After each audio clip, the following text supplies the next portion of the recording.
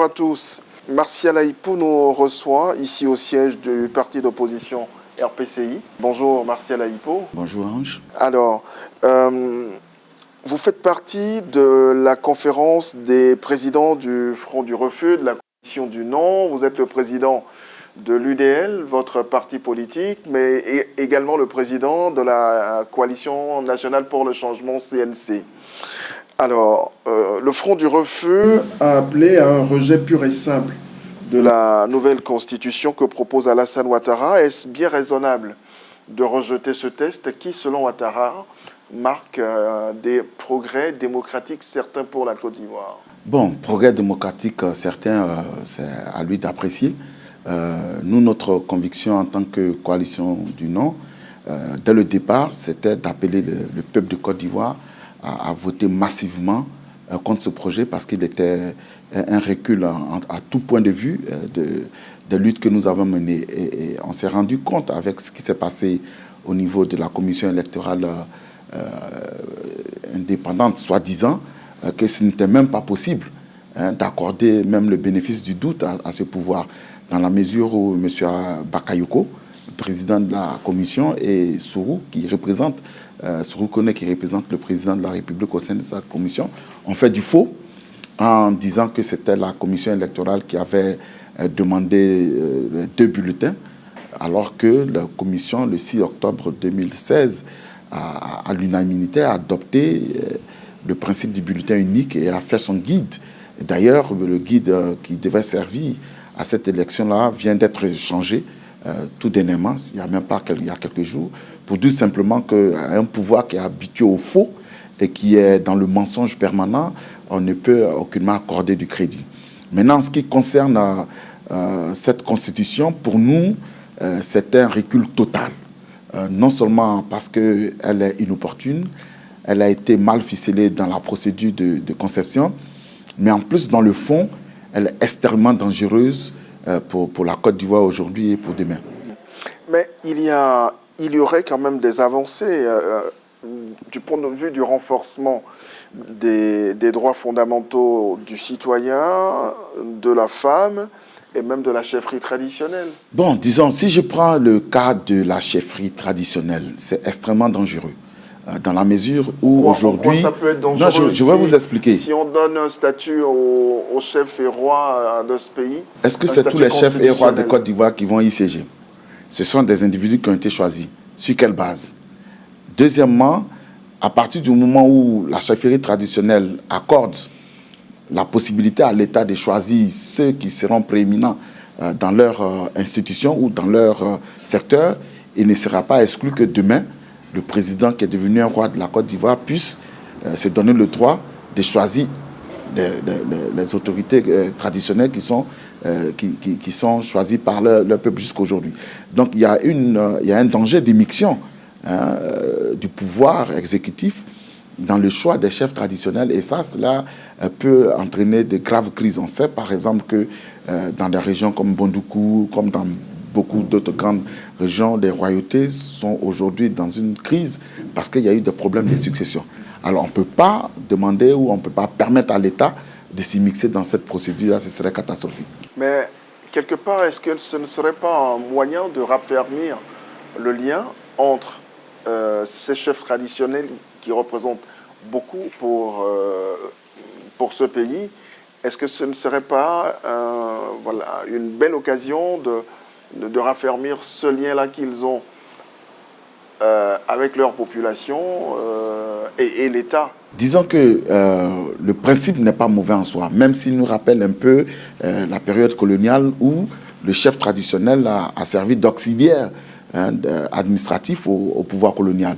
Et je pense que la pensée politique profonde du président Ouattara, c'est effectivement de transformer les chefs traditionnels en instruments de gestion de son pouvoir qu'il a voulu pratiquement royal.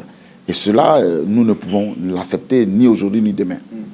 Du point de vue de la séparation des pouvoirs, le président de la République n'est plus le président du Conseil supérieur de la magistrature. Est-ce que ça, ce n'est pas une avancée? Bon, je ne crois pas que ce soit une avancée dans la mesure où le président en exercice n'a aucune considération pour les principes juridiques, encore moins pour la loi. Il n'a jamais respecté, aucune loi ne lui est imposable. Donc même s'il n'est pas président du Conseil supérieur de la magistrature, ça n'ajoute rien à ce que lui ferait en termes de violation. Il a violé la loi depuis 1993 en s'opposant à l'application de la première constitution de notre pays.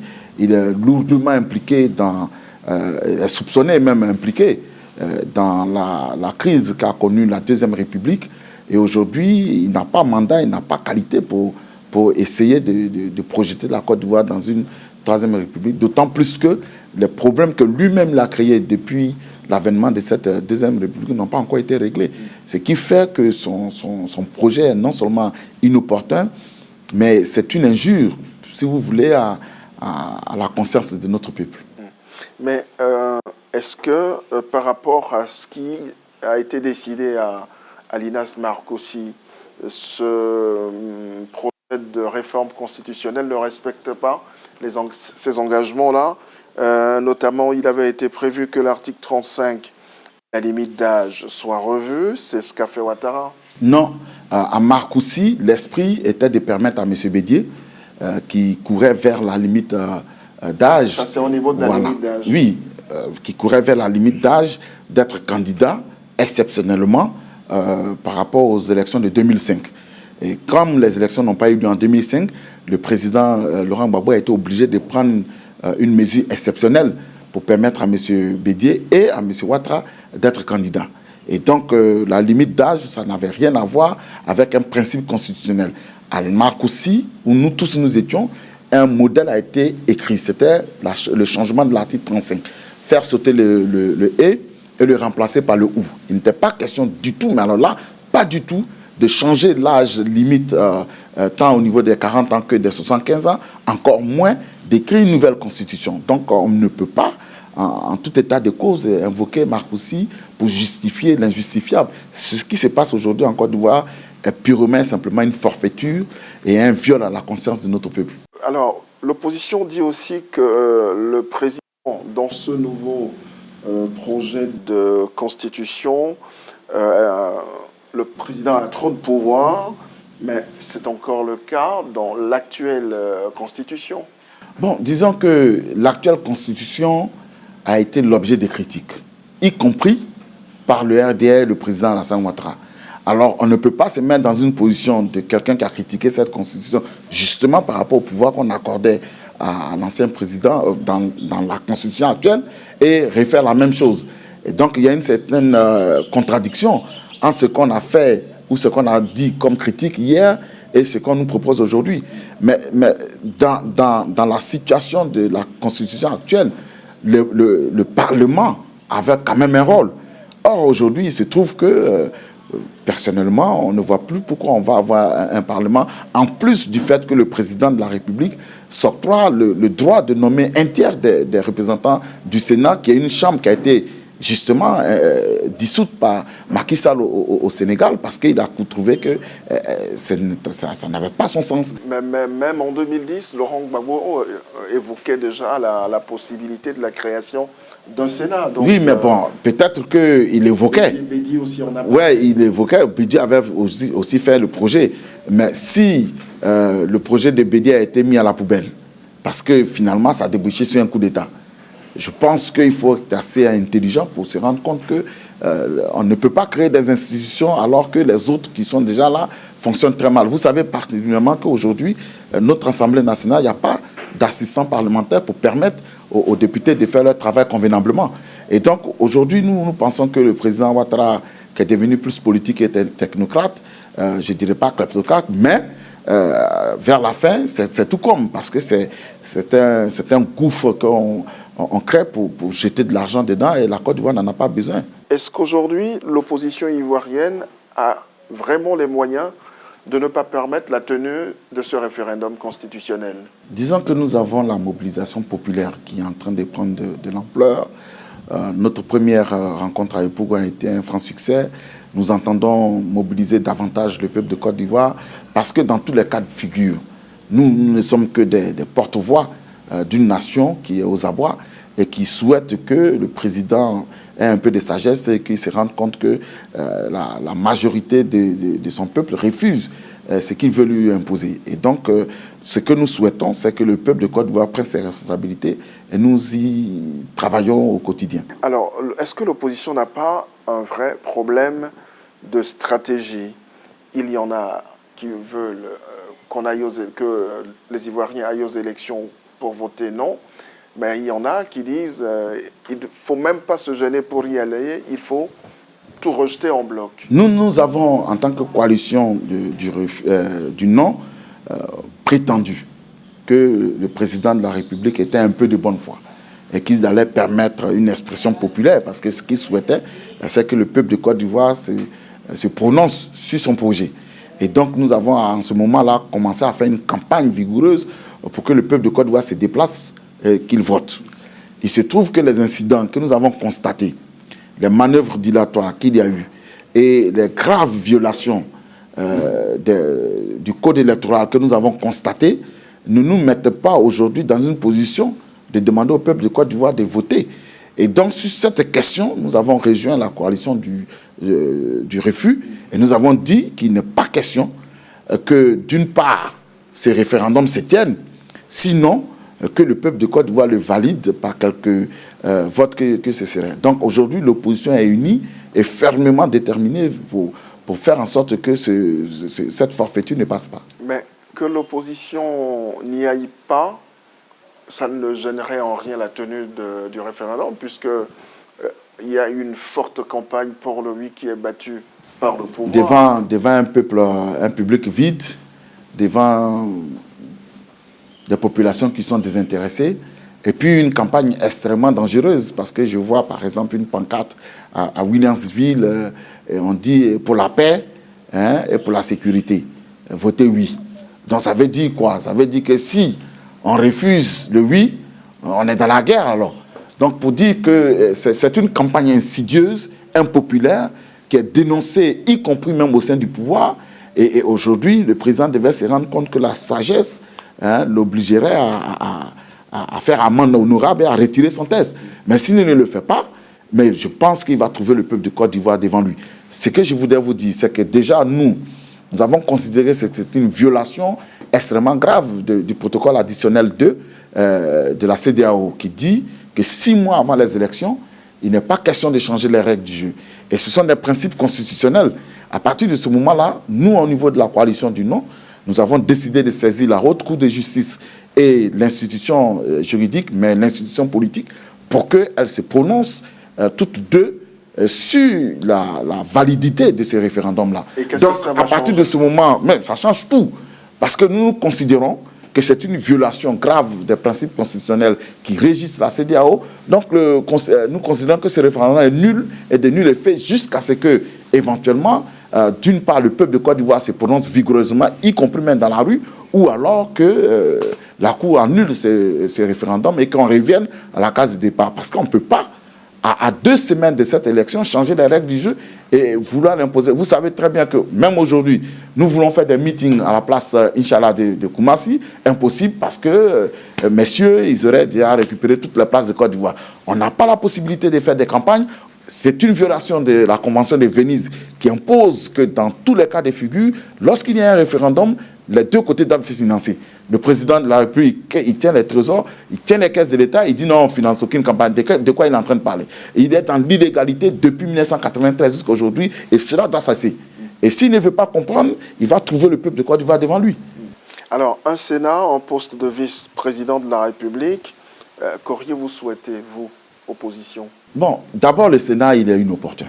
Parce qu'on ne sait pas quel travail il va faire.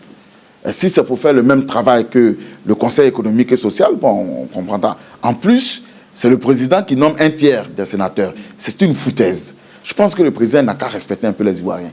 Si, selon lui, des hommes politiques ou des personnalités du monde économique et social ont rendu service à la nation, mais il n'y a pas de raison qu'ils ne vont pas, qu'ils n'aillent pas devant le peuple de Côte d'Ivoire pour obtenir leur quitus.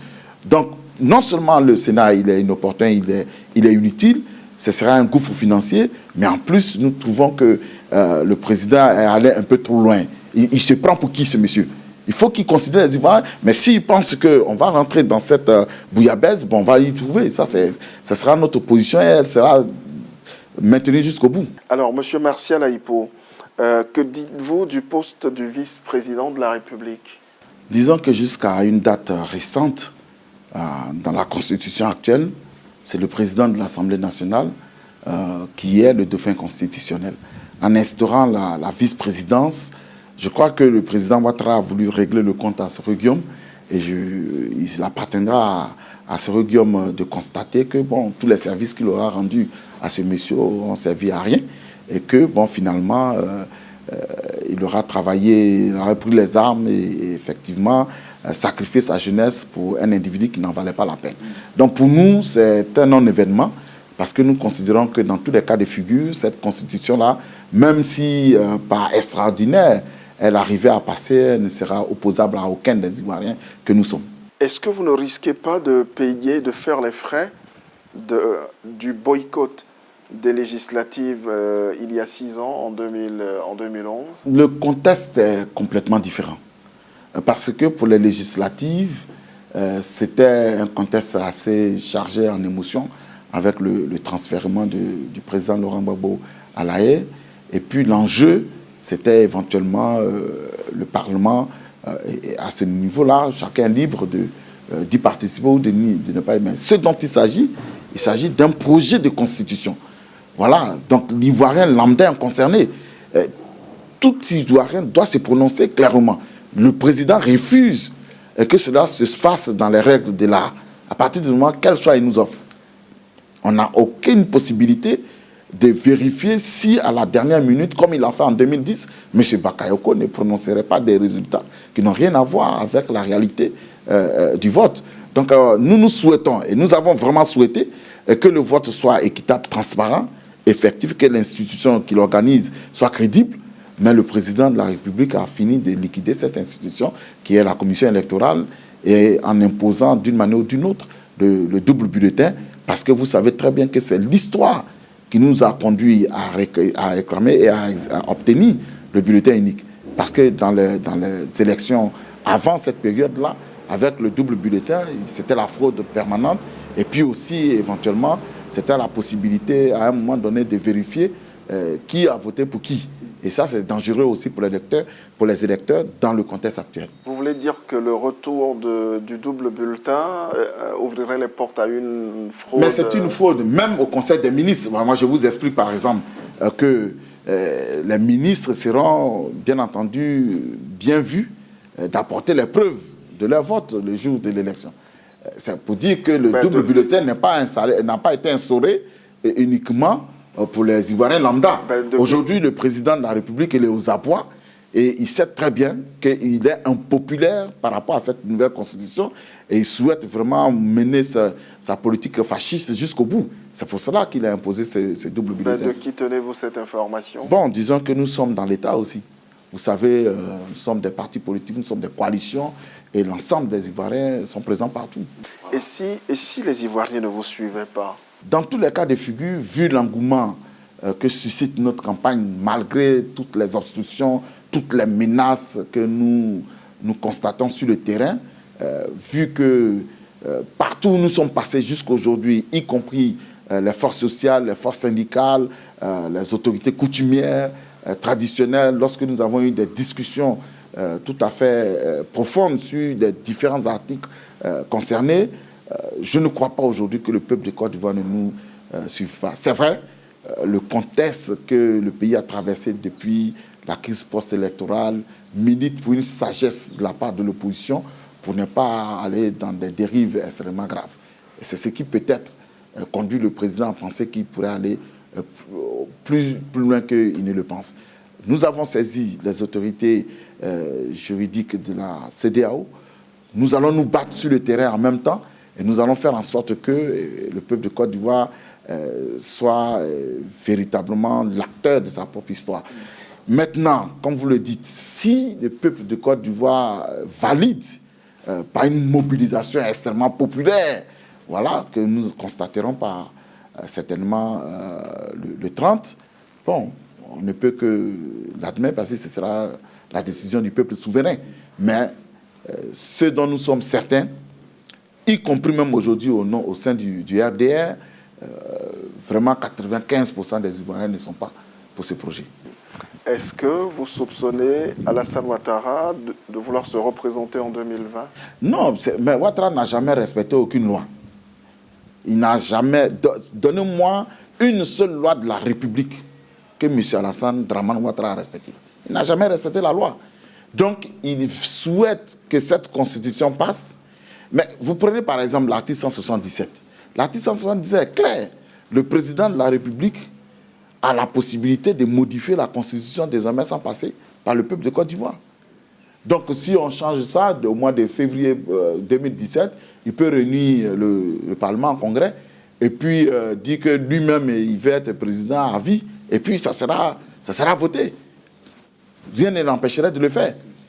Donc, à partir du moment où cet individu n'a jamais respecté la loi, à partir du moment où on considère que tel qu'il a conçu ce projet, il en a fait véritablement, il a transformé la République en royauté, peut-être qu'il se croit à Congo. Mais la Côte d'Ivoire, là, ce n'est pas Congo. Vous voyez.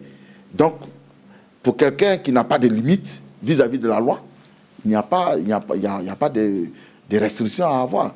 Moi, je pense clairement que M. Ouattara veut mettre un de ses petits boys, voilà, comme on le dit communément, à la tête de la République, qui va gérer les affaires courantes. C'est son esclave, hein. Et nous, on est les sujets de l'esclave. À partir du moment où on est tous transformés en sujets, bon, rien n'empêche le roi de faire ce qu'il veut. Il y a quelque chose que je demande à tous mes invités à la fin de chaque entretien. Donnez-nous 3 raisons de boycotter ce référendum. La première raison, c'est qu'il faut boycotter cette constitution parce que ce n'est pas le peuple de Côte d'Ivoire qui l'a écrit.